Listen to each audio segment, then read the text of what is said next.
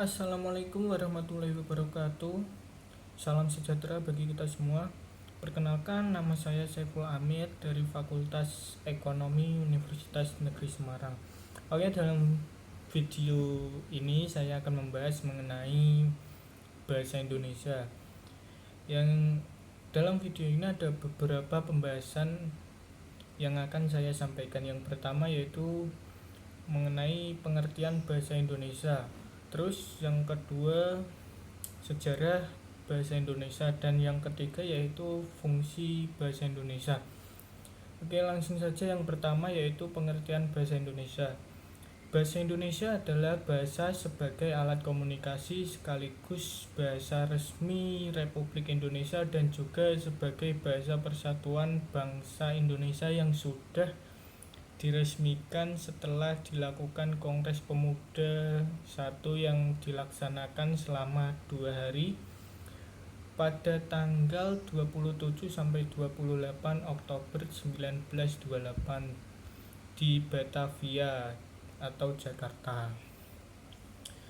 Oke, yang selanjutnya yaitu mengenai sejarah bahasa Indonesia. Pada awalnya bahasa Indonesia lahir pada tanggal 28 Oktober 1928, di mana pada tanggal tersebut para pemuda dari seluruh pelosok Nusantara berkumpul dan berikrar Sumpah Pemuda dengan isi yang pertama, bertumpah darah satu tanah air Indonesia. Oke, saya ralat, maaf.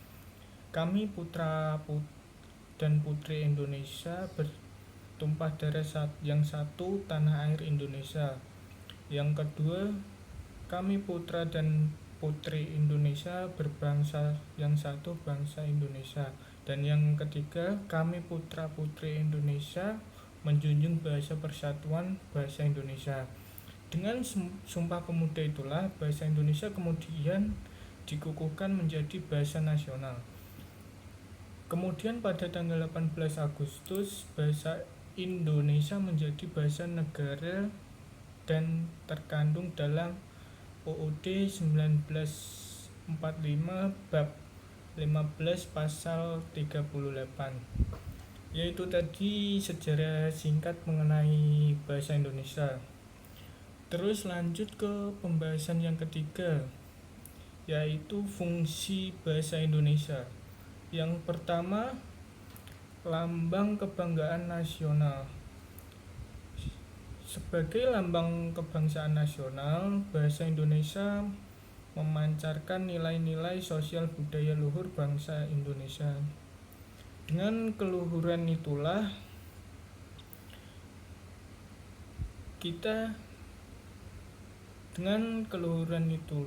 nilai yang dicerminkan bangsa Indonesia, kita harus bangga dengannya. Kita harus menjunjung tinggi dan kita harus mempertahankannya.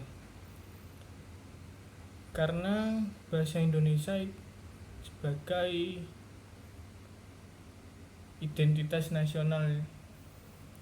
Yang akan bahas pada fungsi yang kedua.